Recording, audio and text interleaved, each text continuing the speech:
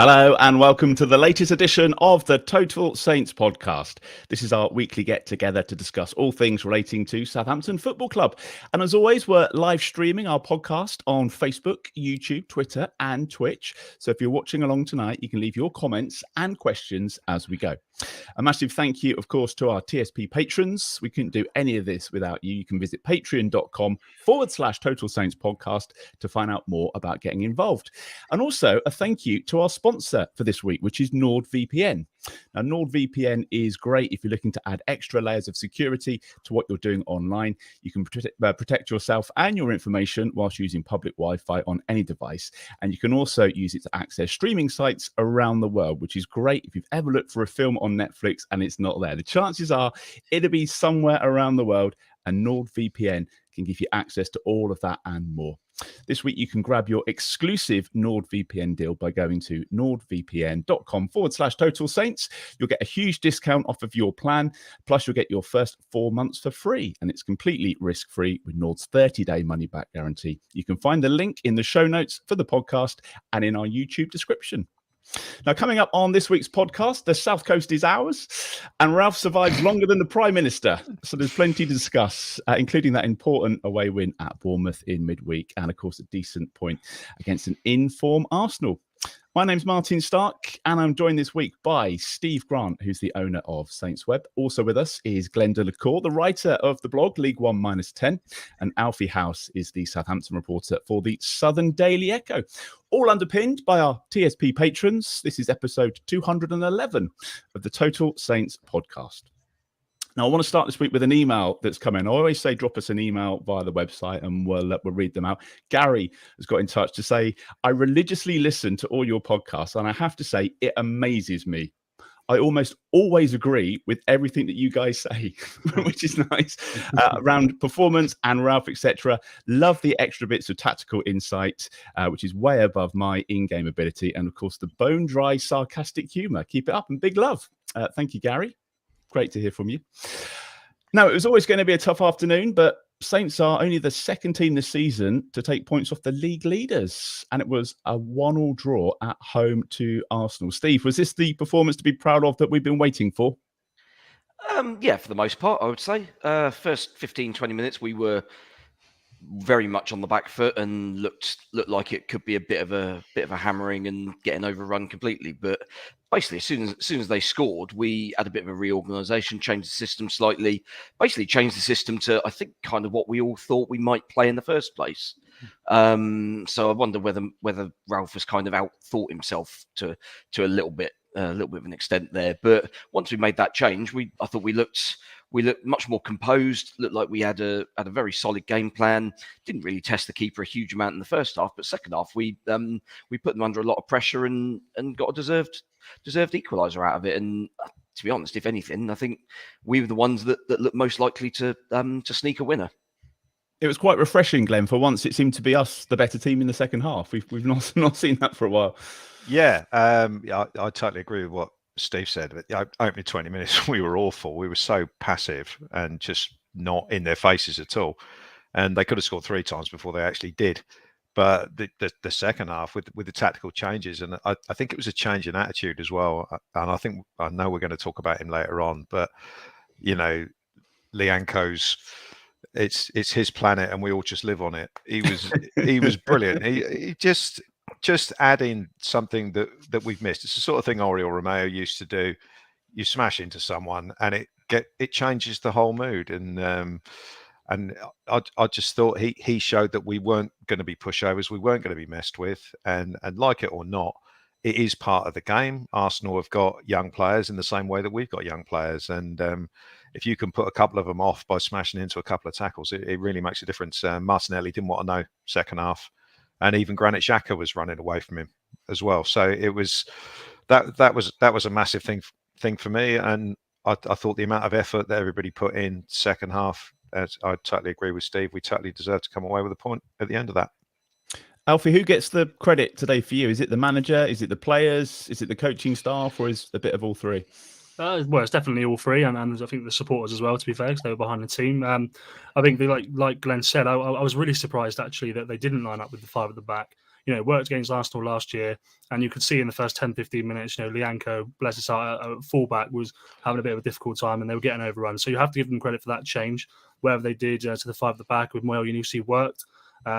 And then all of his changes, I thought, throughout the game are pretty decent as well. I mean, Theo Walcott coming on for his first sort of 20 minutes since Boxing Day probably wasn't the 20 minutes that he'd have hoped for. I think that the dive was certainly an interesting effort. But he got booked as well. He got booked for that? He did get booked for that, yeah. Which is, that's right. I think it was the second book in that game for a dive. Saka did the same thing. But Moel Yunusi for me as well. Somebody who seems to be one of Ralph's favourite players. He starts almost every game. There was a run where he started sort of 6 or 7 games in a row up until Aston Villa. But today, absolutely brilliant. I thought first half, perhaps not his best performance, but he was then put into a different role, right wing back. We saw it briefly at Bournemouth, and his tackle for Gabriel Jesus when they could have gone 2-0 down, the game was gone. I mean, that was brilliant. 40 yards of tracking. Ibrahim Diallo giving the ball away. Lianco gone in right through the back of somebody, and all of a sudden they were open. And, we stopped it. And then right at the other end, slipped in Stuart Armstrong, got the equaliser. So for me, Moel Yunusi. I'm seeing lots of love for Lianco and Elyounoussi in the comments already. Steve, there was a lot made of the injuries over the last 10 days or so. But I think today, those that came in certainly seem to step up. Yeah, definitely. I mean, we look at our squad and we think that we've got depth in certain positions, and yet we've still ended up kind of scrambling around a little bit at times. I mean, today let's be honest. Look at our squad, and probably 2 of our better players are both right backs, and they're both now injured. So that's a problem in kind of what's always been a key position for us over the last few years. So it would have been very easy for us to kind of pick a system that was basically going to kind of just plug a gap really, and just kind of shore everything up and hope for the best in many ways. But actually, Elyounoussi as a right wing back kind of worked perfectly in this game, because Arsenal were so desperate to kind of throw men forward that they left themselves exposed in that particular area. And that was basically how the equaliser came about, because Elyounoussi suddenly got 20 yards of space to run into, and where he's got nobody around him in terms of opponents putting pressure on him, he's got the time to pick the pass and to pick the right pass and to wait that through ball to Armstrong perfectly. Whereas I think if Arsenal had been sort of tracking and defending a little bit better, he possibly would have felt a little bit more rushed and may not have made the right decisions. So I think in injuries for us, at the end of the day, we've got a relatively small squad compared to the likes of Arsenal, but we make do. And today I think we've made do pretty well. Let's talk about that first 25 minutes or so, Glenn, because Arsenal started really well and they almost didn't get out of first gear. I was thinking, this is not good. We were talking about, should we go to the pub and watch the T20? I was fearing the worst, but something seemed to change. That we just didn't seem to start too well. We were a bit too nervous. Very passive, I thought, and we let Arsenal just play the ball around and do what they wanted. Our 2 in midfield, Ward-Prowse and Diallo, were nowhere. They weren't influencing the game at all. Absolute passengers, and just letting Arsenal pass the ball. And if you let teams like Arsenal pass the ball, they're going to cause havoc. And I haven't seen it back, but I mean, I think I'm right in saying they could have scored 3 times before they did. I think Bazunu made 1 save, and there was one that was put wide narrowly. So we weren't getting close to them at all. 1-0 down, and we didn't look remotely like we had anything going forward. It's really interesting that the goal from Armstrong, if you look at Armstrong's run to pick up Elyounoussi pass, it's a diagonal run. He comes from the left and goes across to the right. In the first half, I was really noticing that everything was in straight lines. Again, people would come short for the ball, but no one would run across. If you think about it, if you're a defender, if someone just runs in a straight line back towards the ball, they're easy. It's your man. You decide whether to go with them or not. If people run across, then the defender's got to make the choice. Do I go with him? Do I hand him over to someone else? It just makes the defending a lot more difficult. I was watching Odegaard in the first half. He was brilliant at that. He just gets on the ball right the way across the pitch. Whereas our players, straight lines didn't work. Armstrong's diagonal run no one went with him, basically. So he ran, I think it was in front of Gabriel and behind the other centre half, Saliba, or the other way around. Picked up that ball and slotted it. So that was brilliant. But we just weren't doing that in the first half, mainly because it just seemed like we were so panicking about the fact that Arsenal were just shredding their way through us whenever they wanted to. But we did sort it out, and as I said earlier on, I think that games change on incidents, and just smashing into a couple of tackles and Ralph's tactical changes really did sort things out. Not great in the first half, but the rest of the first half, but the second half in particular, I just it was an even game in the second half, whereas for most of the first half, I thought Arsenal looked far and away better than us, which is kind of what you expect. But in the second half, we showed that you can live with teams like that. Is this the plan B that he was talking about after the game, Alfie? I saw a couple of quotes flying around with talking about a plan B that where we changed things up a bit. Yeah, I thought it was quite funny, actually. Explicitly said plan B, because I know that's something that's been levelled at Ralph quite a lot, is that he's got no plan B. I think he certainly has this season. Has he been listening to us? He might well have been. But he's had no plan A for a lot of this season. Yeah, it's felt like, and look, it was always it must have been obvious, to be fair. Like we've all said about how the five at the back was always the option. So there's no doubt that was always going to be an option. But yeah, it worked out well. I thought what Glen just said about Stuart Armstrong there was interesting about that run. Just outside, I spoke to Stuart after, and he actually he said that, I haven't seen the goal back, if somebody here can point it out, but he wanted to go inside at first. So he must have changed his movement at a late stage. There was no room for him, or something he said, and he went outside and he trusted Moyo to get that ball. And I thought it was a really good finish as well. Really, really clever finish. But yeah, it was good to see that he changed things up. And I think Ralph has done that this season. I think the coaches are doing that. They are changing things quickly. And for once, it's come off, and it's good to see. And Alfie, with Elyounoussi and Armstrong, Ralph is still very much kind of bought into these two, because these are the ones where we would say those kind of like number 10s. We'd be looking at the B team and looking at some of the younger players and calling for them to come into the team. But I know that he's been speaking about them and still enthused about them as players, and he still thinks they've both got quite a lot to offer. I don't think that he's thought as highly of Stuart Armstrong this season as he probably had done in the past. I think Stuart's played a lot less than he has done, and he talked in pre-season about how he wanted to get him further up the field, because he always tries that incisive pass, and then when he does give it away, if he's in the middle of the park, there's no one behind him and they're in big trouble. But certainly Elyounoussi, and hopefully this could be a bit of a resurgence for Stu. Last season for me, I said last time I was on the podcast 2 weeks ago, he was the most important player for Southampton. Every single time he played, they played better than when he didn't. So if he gets back to his best, then it's better for everybody. There was a stat, wasn't it? Every time he was involved, we won, or we didn't lose. No, not quite. That would be quite the stat. No, we didn't. Yeah, Southampton didn't lose. We didn't lose when he was involved, did we, for a bit? So, for 3 years, yeah. Steve, Ralph said afterwards this way, he says, I saw a team fighting for the club, fighting for these games and for the result. Were they fighting for the manager too? Yeah, I think so. It's at the end of the day, you only have to look at other clubs in this division and their results this week and their performances this week that kind of illustrate when you know damn well that that the players don't care about the guy making the decisions. And when you look at how bad Villa were at Fulham on Thursday, compared to how good, well, certainly how good they were in the first 15 minutes against Brentford today, just won the game early doors, and you kind of look at Leeds as well, that they're the players there seem to be going through the motions a little bit as well. And yet for us, the last 3 games, second half against West Ham, we were on the back foot a lot, but I don't think it was necessarily a lack of effort. I think there was a fatigue factor in that game. Whereas on Wednesday at Bournemouth and today at St Mary's, second half we've been still at it right to the final whistle. And I think that does show that the players are happy with the direction that the manager is kind of going for them personally, and sort of as a team unit, they're happy that those are the instructions that they're being given. At the end of the day, if they weren't, then this week we'd have seen them down tools. I think the other thing about that is that all the players, or certainly half the team that are playing right now, they're either backups normally or new players, because as a result of injuries that Southampton have had.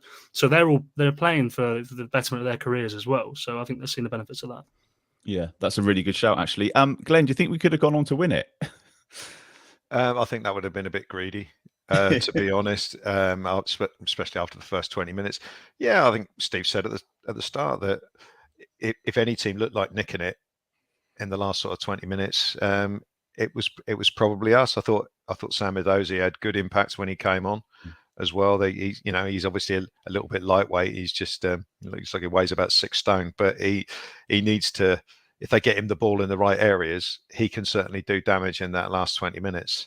So, I mean, and the thing we haven't mentioned today, of course, was Che Adams was brilliant against Bournemouth, and he couldn't play today. So we had Joe Aribo playing up front, who's not really a striker. He looks a little bit makeshift, but I thought he did well in the hour 70 minutes, whatever it was that he was on, and it was the right time to take him and Adam Armstrong off, because they both sort of like done their best, run themselves into the ground, and so yeah, I think maybe we could have nicked it, but I don't think you'd find a person of a Saints persuasion who was unhappy with getting a point today. I'm not sure it would have been quite as much of a robbery if we had won it compared to last season.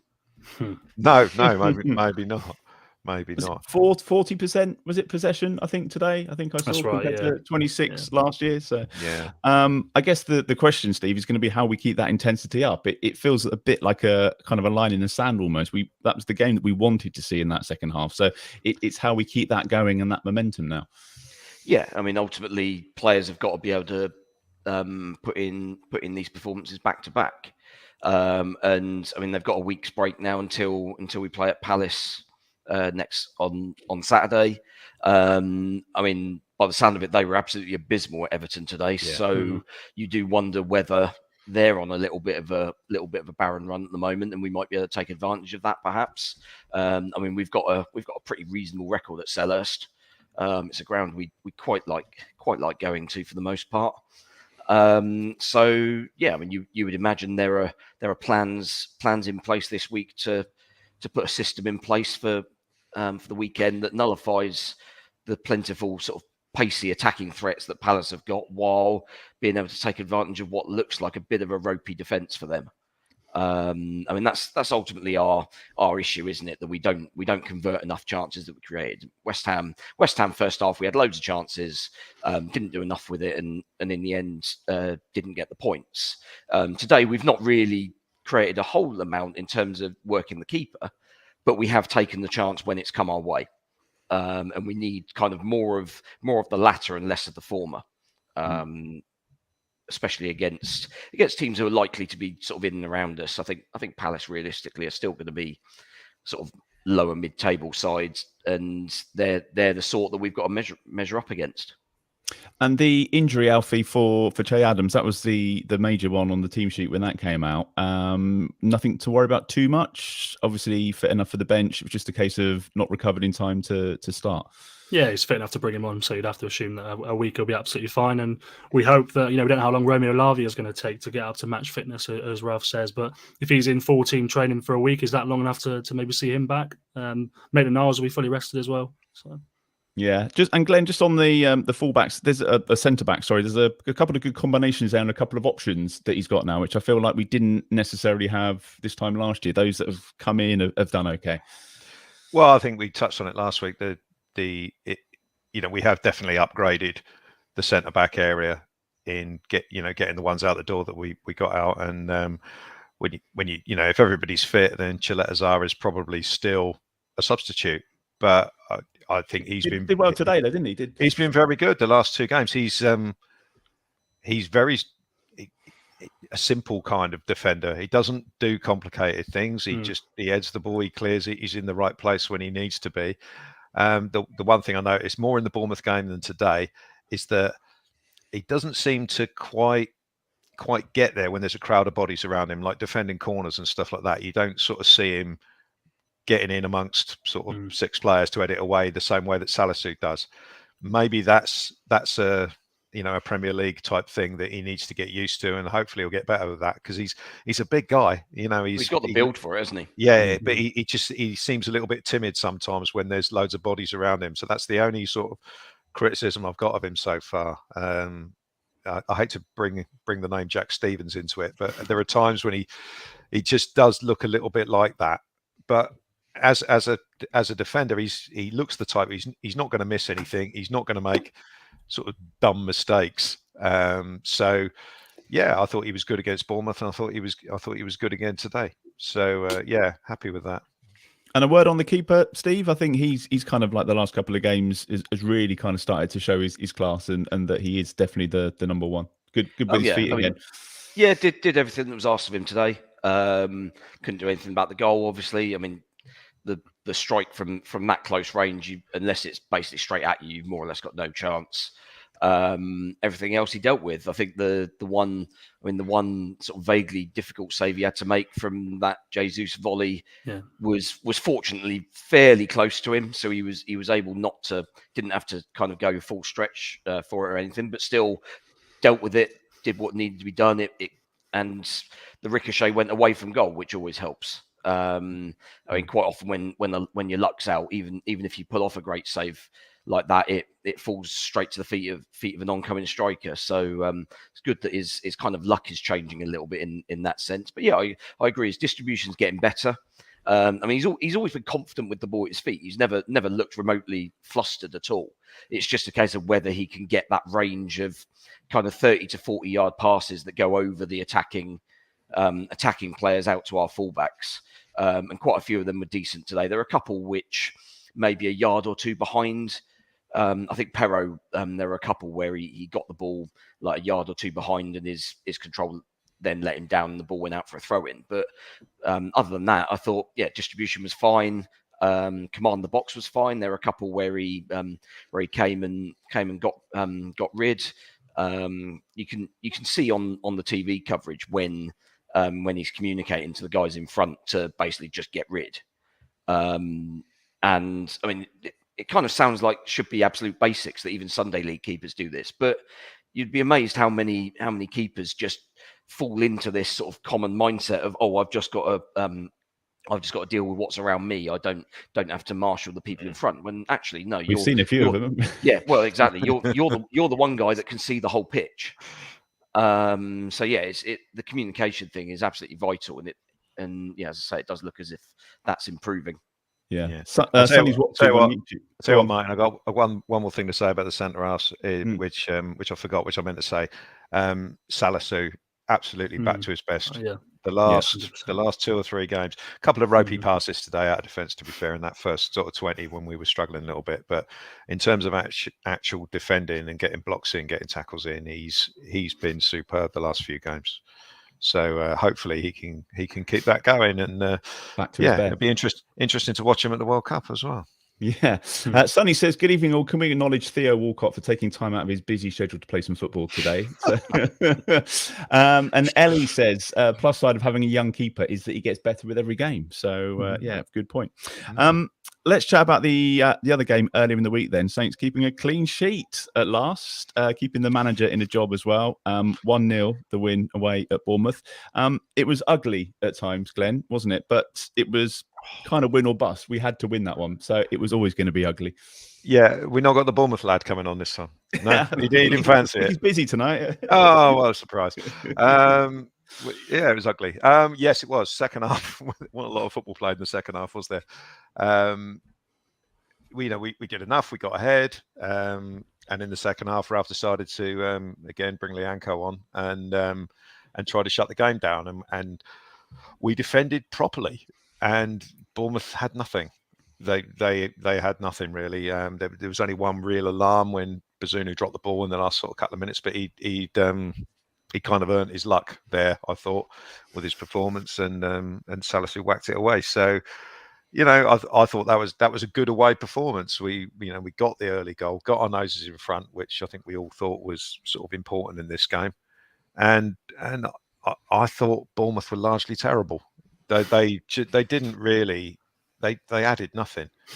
Added nothing to the game. You did predict that last week, though. To be fair, didn't you? You did say that. I looked at their 6-game run that they've been on, and fair play, they've picked up the points. But there were 2 wins in there, and both of those were sort of come from behind victory, where against Leicester and Forest, where in both games the manager said, "Hang on, we were dominating." The opposition manager said we were dominating those games, and they've nicked it.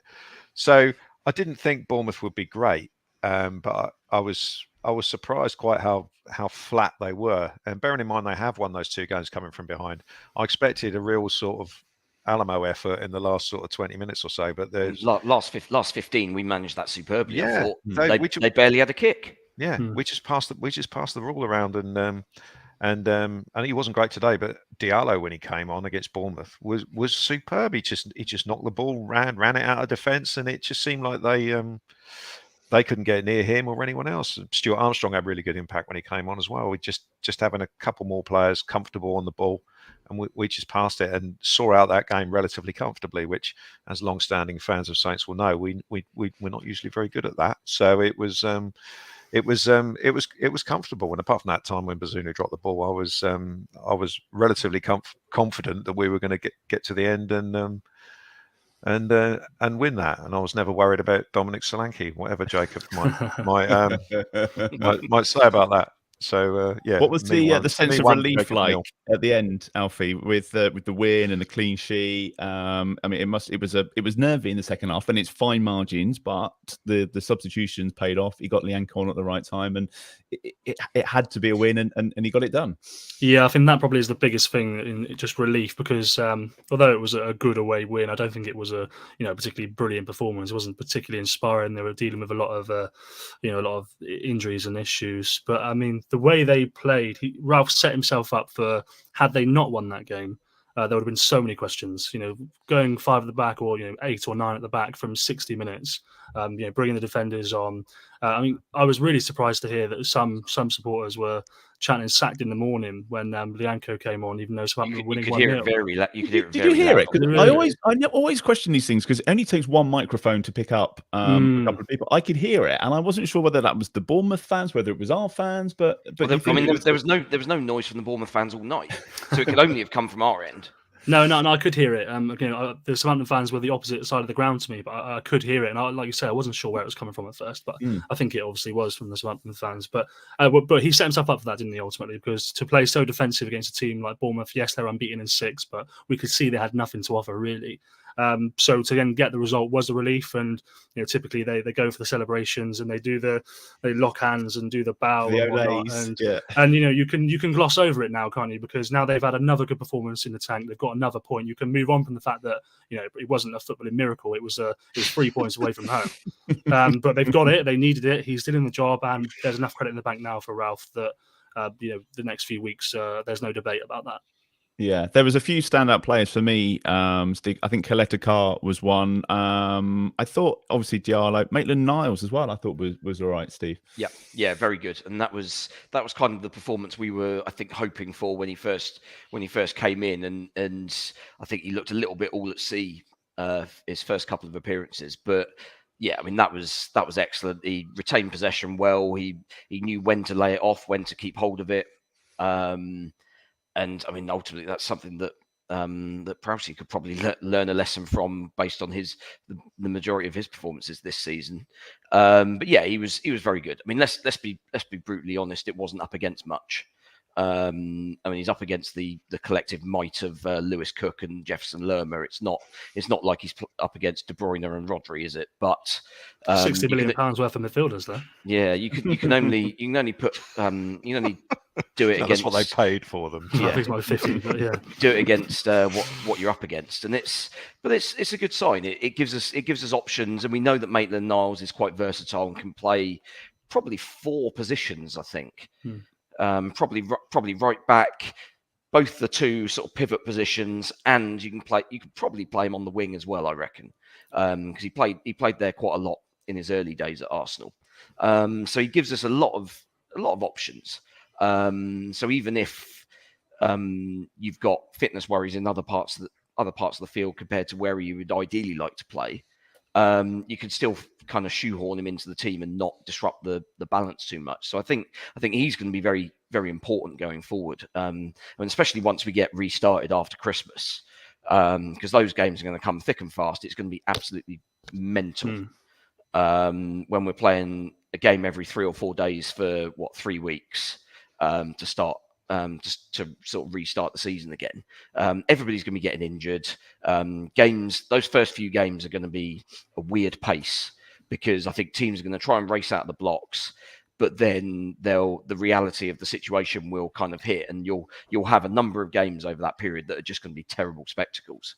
And it's going to be about, the key is going to be who's got kind of the strength to reposition players in their team to kind of maximize the sort of limited amounts of energy that everybody's got. And I think, as I say, Maitland-Niles is going to be a key player in that, because, as I say, he can play multiple positions. Elyounoussi today showed that he can play 2 or 3. So he's going to be a useful option as well. Even Diallo was okay today. I thought he retained the ball a lot better than he did in his previous start at home. And so that kind of bodes well, I think, for going forward. And if we can get Lavia back quickly, I mean, if he's back before the break, then great. If not, kind of you can kind of live with 3 more games, I think, in this sense. Then yeah, I think we're looking all right. The only issue at the end of the day is, and it's been our issue for a while, is goal scoring. Yeah. We need to find a solution, whether that is somehow developing one of our current strikers to suddenly be able to score 15 goals a season, or whether that is by signing somebody in January. Then so that's got to be addressed. I mean, I still think we can be relatively safe in this division without that this season, simply because there's so many really bad teams. There's a whole lot of dross in this division this year, and I do wonder whether this is now kind of the natural sort of end point for where the financial side of things in the game has got so mad and so sort of stretched, where now you've got a top 6 who have got so many more resources than everybody else, Newcastle aside, that because those top teams are able to stockpile everybody. Everybody else, the quality is just so diminished now. So while the games against each other are interesting in terms of there's a story in the games, and the games are always well fought, the actual quality level has been pretty poor from a lot of what I've seen. I mean, even just the games this week, a lot of those midweek games were really bad games of football, ours included. Yeah, it's hard to disagree with that for sure. We'll get on to Palace in just a moment. Mark says it's been such an important last week with 5 points from 3 games. Looking at the table, it's so close. We're 3 points off the bottom, but also 3 points off 9th. It seems like no one's going to get cut adrift. It is tight. It is fine margins, Glenn, but that's 3 unbeaten now. So is that enough to see Ralph through to the World Cup break, do you think? I mean, it's been a good week. He's done what we'd asked him to do. Yeah, I mean, I don't know. I'm beginning to think maybe we just talk it up too much. Maybe his job, maybe it was never sort of really precarious. I would have said he would have struggled if we'd got beaten by Bournemouth. You know, if we'd lost that game, I would have said the fan reaction after that game would have been horrendous. And if we'd lost that game, then today, if he'd still been there, the negativity would have been overpowering probably. But no, I think 5 points from a week is decent. And there's a few, there's mitigating circumstances at the moment as well with the injuries we've got. And we mentioned it before. It's not his fault that we don't have anyone to stick the ball in the net, really. We've got a few who can do it occasionally, but we don't look at the moment like we've got a striker who's going to get 10 goals this season. So yeah, I mean, I would definitely say that he's unlikely to be under any pressure. How many games have we got before the World Cup? 3. Well, 4 if you include Sheffield Wednesday. Yeah, one of them's Liverpool away, so that's, in normal scheme of things, right off. Even though that's looking like a win based on they're hilarious at the moment, aren't they? Good lord, they're bad. Beat Man City and then lose to Nottingham Forest. Interesting FPL. How very 1990s. There's a comment. It says, does a defeat at Palace trigger the hysteria again, Alfie? I'm tempted to say probably not now. I think he's bought himself a bit more time this week. I don't know if you feel the same. Yeah, I think he has bought himself more time for sure.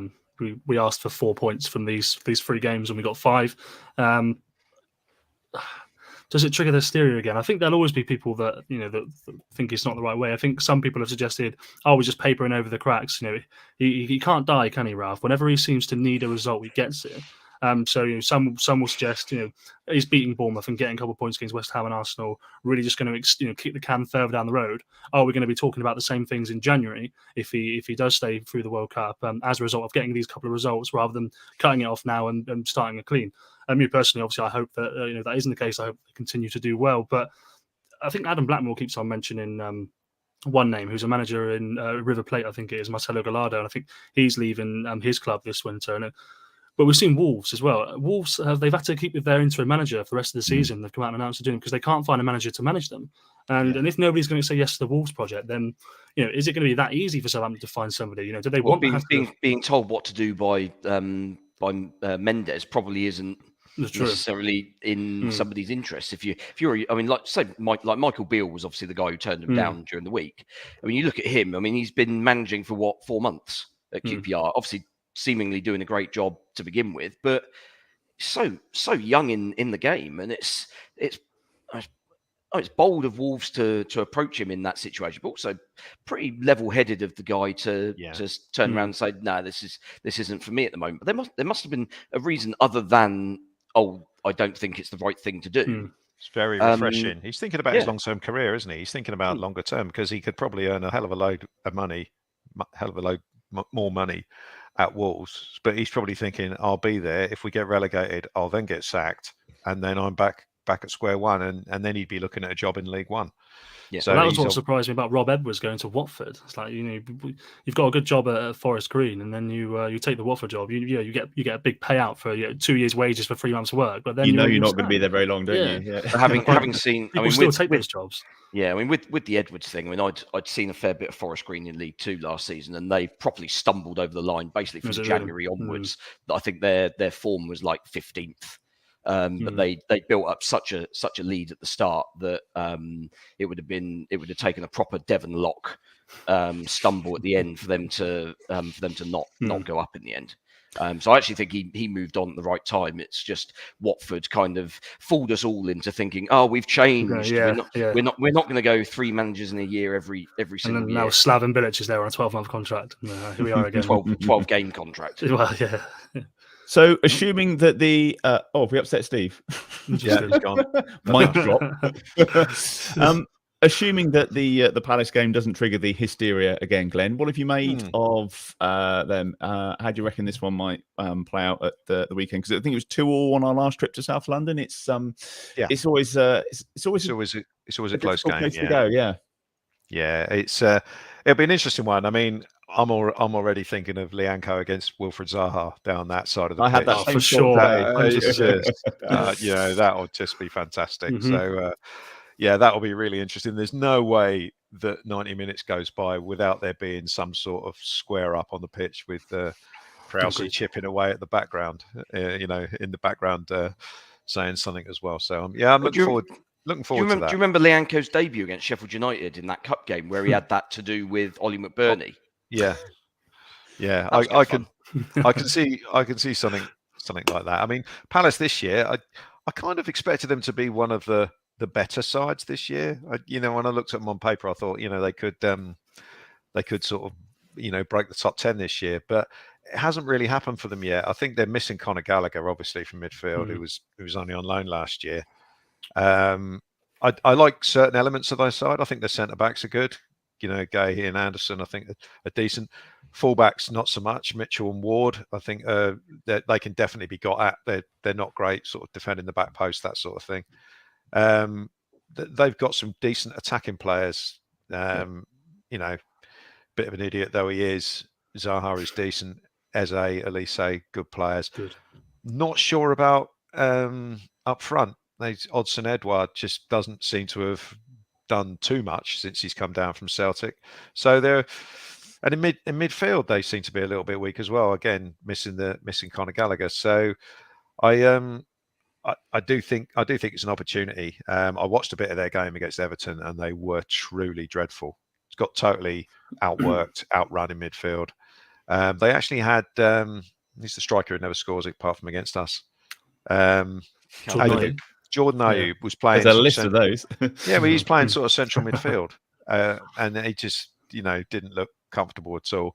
Milivojevic is still playing. I don't know how old he is now. So I don't know if they got injuries in there, but it's a chance to take advantage of the fact that they weren't particularly great. I also watched a bit of their game against Wolves earlier on in the week, and I know they won that in the end. First half, honestly, they couldn't put two passes together. It was dreadful. So I definitely think we go into that game thinking, if we put in a decent performance, we've got a good chance here. But it's again a case of doing the basics and making sure we keep it tight, make them work for anything that they want to get, because we will have chances, and then it's the old thing of can we take them? Hopefully Shay Adams will be fit, and and we can get something out of that game. But I certainly don't see why not. It's going to be about the momentum again, Alfie, isn't it? There'll be people saying, actually, well, maybe we should bring in like a Dozy. Someone just said about should be given the nod. But would he want to stick with the same team from today just to give them a chance? I don't know if it'll be exactly the same team today, because it's a very different game, isn't it? But I wouldn't be surprised if we do see Moyo Yunusi again on the right, even, or something like that. I was actually just going to touch on what Palace a little bit as well, as what Glen said. I've been having a keen interest in Palace's attack since having Wilfred Zaha in my fantasy, and I couldn't agree more with Glen. They look really out of sorts. It's three really good attackers, and Elise, Eze, and Zaha. But again, against Leicester, they drew 0-0. Their attacker didn't do anything, didn't lay a glove on Leicester. One of the only teams to not lay a glove on Leicester this season, surely. And Wolves, Zaha did well, but in the second half. But I watched the first half, and he didn't touch the ball. And then I only come back on to see after that he's man of the match, and they've got a goal. So I couldn't agree more with Glenn. I think there's a massive opportunity to get at them there. And that game last season to Selhurst Park in, I think it was December. That was actually really lucky, because Ward-Prowse free kick and Armando Broja 40-yard, 30-yard strike. Neither of those things look like happening right now, but definitely a chance to get at. Whether I'd name the same team or not, I don't know. It is such a different game that. Do you want to go with this four at the back and play Lianca at right back again? That clearly doesn't work, does it? So if you don't do that, who do you play? Do you play Juan Larios? Is he ready for the Premier League? Probably not, in my opinion. So I think you've got to make some changes, but I probably would go with that 5, El Yunusi, the same midfield, and then hopefully Shay Adams is back in. Shay Adams back in up front, yeah. They did get one over on us at St Mary's in May, Steve, but we kind of like died out by then. That was, sort of like post-January. We'd given up and we're on the beach, weren't we? That was grim, yeah. It was, not a great one. Always a tough place to go. Let's do some predictions for this. I was going to say, let's start with anybody who got the Arsenal one right, but nobody did. Glenn, you're still leading Alfie by 1 point at the top of the table. We all thought we'd lose today. Steve, let's go to you first for the Palace prediction. What do you reckon? I think. I mean, we do. It's going to be positive. We generally do all right there, and they're not looking great. All of a sudden, we look as if we at least know what we're doing vaguely. So yeah, why not? 2-1 win. 2-1 win. Right, Glenn. I was going to say that, so I'm not now. I'm going to say a 1-0 win. 1-0. This is all very positive, isn't it? Alfie. Based on the current sort of way things were going this season, I tried to avoid what Steve predicts. So I'm going to say a 1-1 draw. A 1-1 draw, right. Well, I reckon there's some goals in it. I'm going to go for 2-2. So there we go. I just want to touch on the women's game as well. It was odd today because all the games kicked off at the same time, trying to keep on top of it was the women's game and then the B game as well. Great win for the women's team today, beating Sheffield United 1-0. Alfie, you were at their match on, was it Monday night? Yes. You've seen a lot of football this week.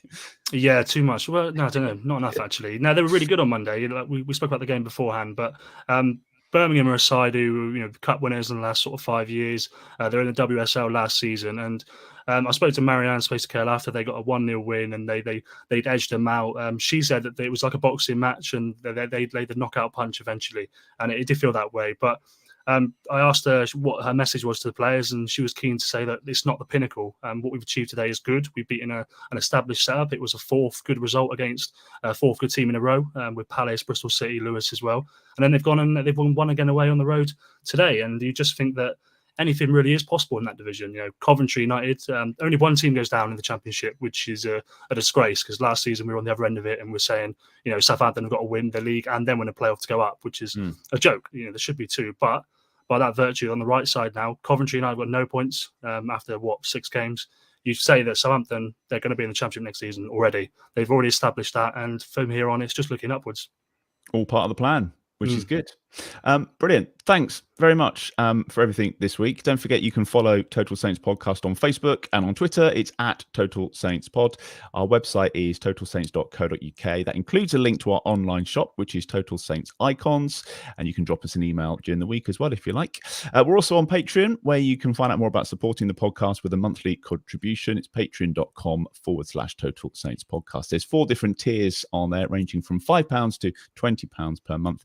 And each comes with different perks, including some weekly shouts out at the end of the pod for those in our Francis Benali or our Mick Shannon tiers. So thank you. Here comes the roll call to Dave Melton, Mark Atkins, and Matt Hall in our Francis Benali tier, and also Colt Baker, Dave Ernsberger, Ed Busy, Nick Higston, Phil Cook, Matt Rose, and Nick Reed in our Mick Shannon tier.